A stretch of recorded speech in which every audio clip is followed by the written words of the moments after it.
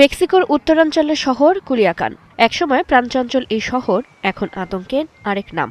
শক্তিশালী সিনালোয়া কার্টেলের অভ্যন্তরীণ দ্বন্দ্বে গত ১.৫ বছর ধরে রক্ত ঝরছে রাজপথে। শহরের জরুরি চিকিৎসা কর্মীরা জানান, প্রতিদিনই ছুটে যান সংঘর্ষের ঘটনায়। গত ১.৫ বছরে জরুরি পরিষেবার জন্য ফোন বেড়েছে ৭০%-এরও বেশি। বেশিরভাগ ক্ষেত্রেই তারা ঘটনাস্থলে পান নিথর দেহ আর পাশে কান্না ভেঙে পড়া স্বজন। এই সহিংসতার কেন্দ্রবিন্দুতে রয়েছে প্রাণঘাতী মাদক ফেন্টানিল। কার্টেলগুলো বিপুল পরিমাণ ফেন্টানিল যুক্তরাষ্ট্রে পাচার করছে, যদিও মেক্সিকো সরকার দাবি করছে তারা মাদক বিরোধী অভিযানে অগ্রগতি করেছে এবং ফেন্টানিল সরবরাহ কমাতে সক্ষম হয়েছে। তবে কুলিয়াকানের পথে ঘাটে ভিন্ন চিত্র দেখা যায়।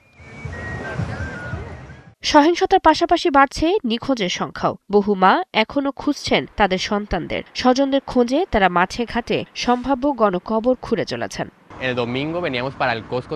সেনা চেকপোস্ট আছে, টহল আছে, কিন্তু হত্যাকাণ্ড থামছে না। একজন নেতা মারা গেলে আরেকজন উঠে আসে। প্রতিদিনই সাধারণ মানুষ মারা যাচ্ছে। কার্টেল প্রধান এল মেনচোর মৃত্যুতে হয়তো একটি অধ্যায় শেষ হয়েছে, কিন্তু কুলিয়াকানের মানুষ বলছে ক্ষমতার এই লড়াই শেষ না হওয়া পর্যন্ত শান্তি ফিরবে না। মেক্সিকোর এই সংকট কেবল একটি দেশের নয়, বরং সীমান্ত পেরিয়ে ছড়িয়ে পড়া এক বৈশ্বিক বাস্তবতা। চৈতি সরওয়ার, ৭১।